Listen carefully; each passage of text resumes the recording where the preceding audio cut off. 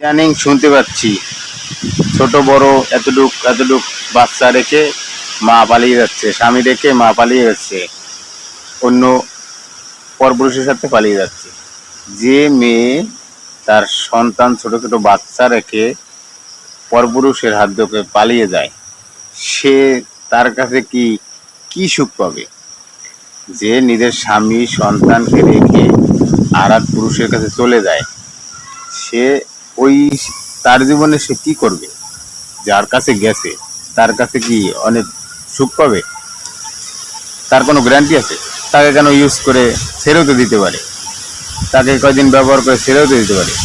মহিলা মানুষ বোঝে না। আচ্ছা বাবা, ঠিক আছে, তোমার স্বামী যদি দুর্বল থাকে তুমি চিকিৎসা করাও, তাই কি ও আরেকজনের সাথে চলে যাওয়ার সলিউশন?